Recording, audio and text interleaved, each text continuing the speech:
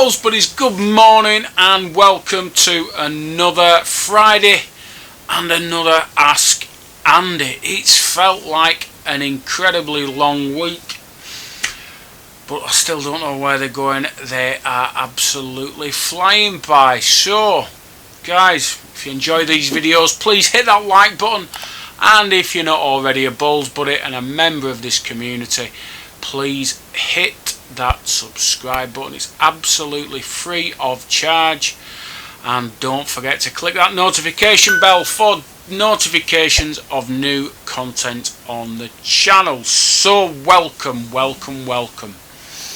First of all, an apology. I didn't do a video yesterday. I didn't do an old Bowls video, retro Bowls video. I just got caught up with something else, unfortunately, and by the time I got round to it, it was too late to get it done. So many apologies. I hope you forgive me. There are plenty of other videos on the channel for you to have a look at. I will rectify that when I get some time this weekend.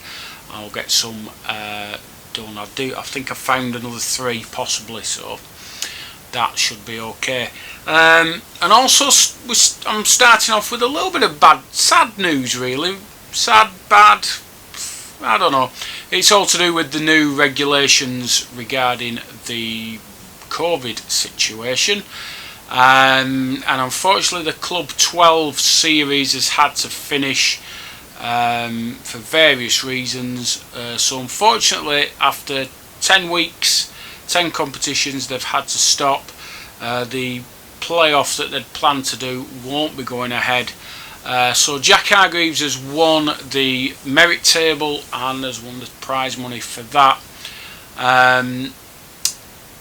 Yeah, all a bit of a shame, really, because I think they were doing really well. I think it was a really good idea, and one that, you know, could be used in other areas. Get these mini competition circuits going. Really good idea. They'd originally planned to do them at different venues, but unfortunately, again, because of lockdown, they weren't able to do that. But seems a really good idea to me, and sad that it's had to finish. But you know, the guys who were running it, Chris Easton, Dave Hargreaves, Mark Nichols, and other members of the Railway at Pleasanton, I think they've done a really good job, and much kudos to you guys for that, for keeping us entertained for the last 10 weeks. So yeah, sad news. On to this week's Ask Andy, and I got asked what my views were on Banter, and I thought, yeah, this is one right up my street. Now, banter to me is a two-way thing. That you're having a laugh with your mates, and there's a bit of banter back and forth, not overly malicious, and it's all meant in good fun. That's banter as I understand it.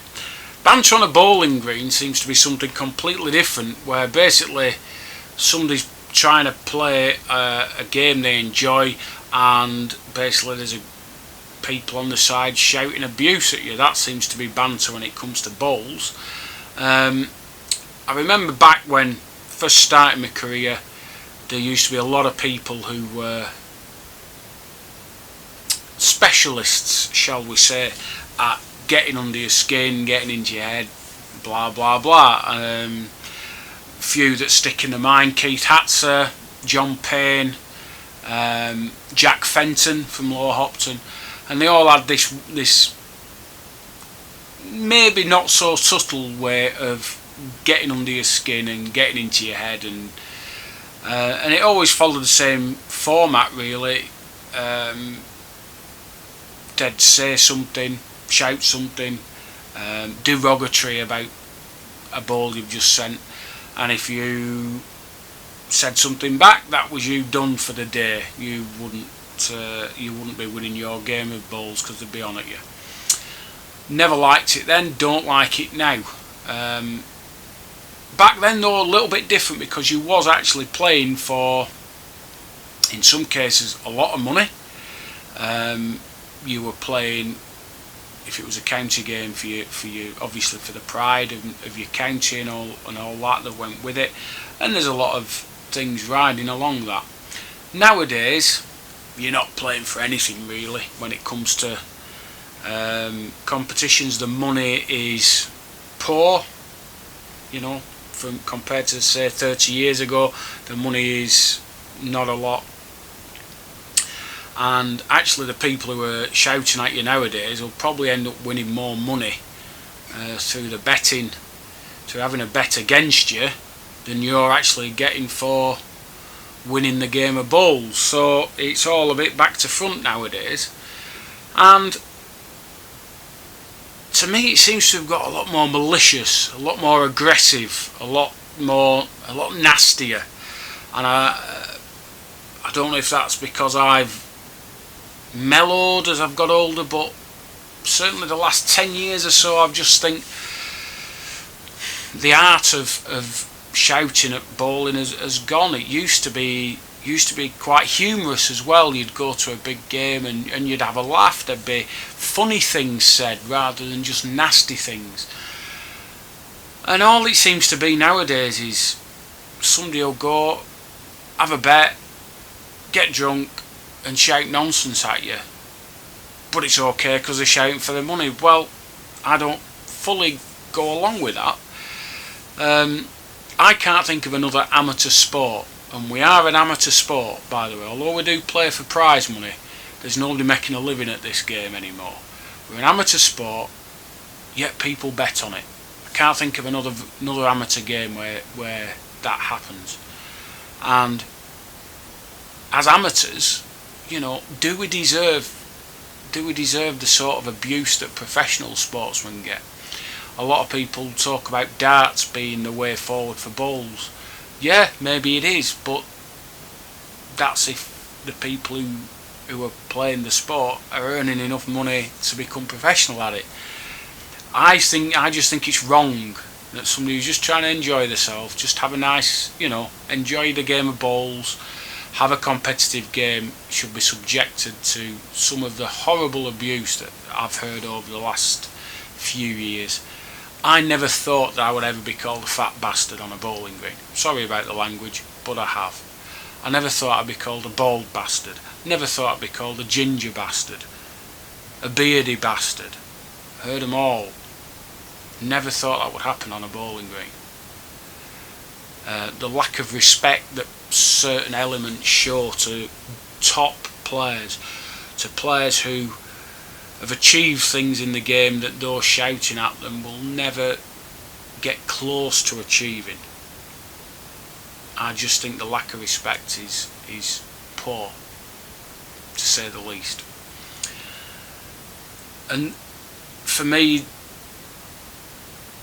the absolute pits were reached a couple of years ago when I was playing in a county game in Shropshire, and Karen, who was marking my card, was abused whilst marking a card. She was called a bitch, and that is something I'll never forget, and I'll never forgive it, that's for sure. It was just the pits that day.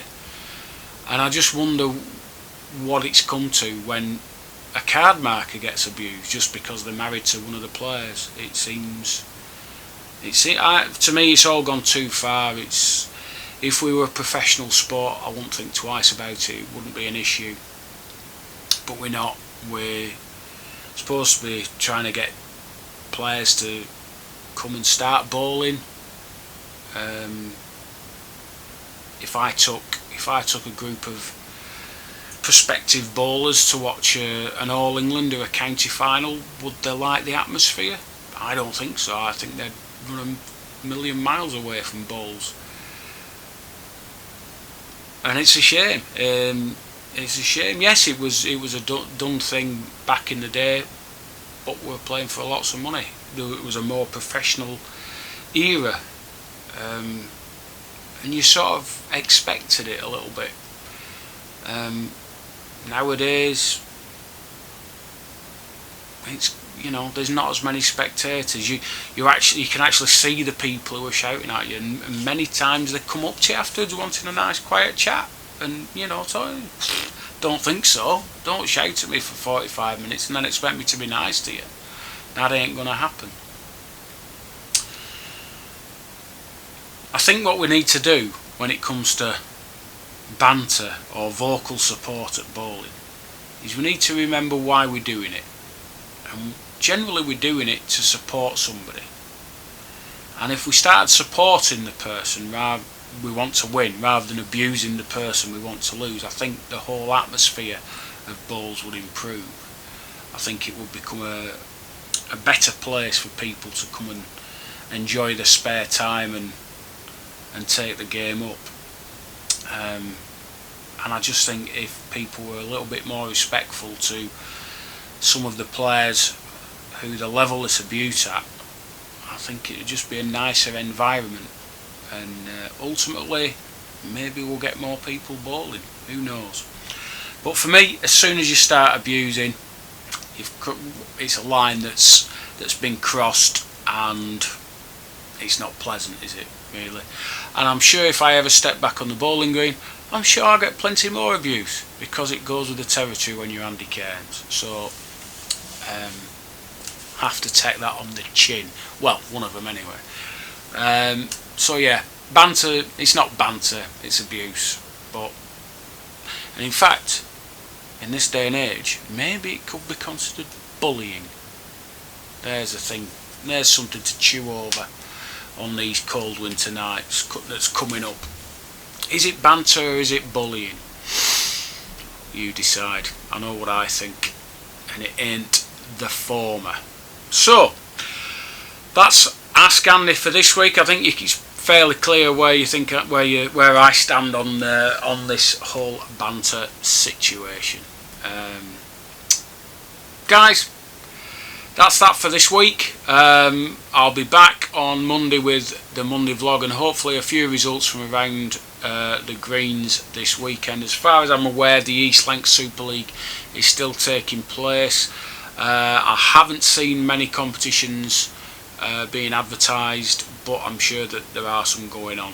And if I have those results, I will bring them to you on Monday. So thanks for watching, guys. If you do go out on the green this weekend, please stay safe, and I'll see you on the other side.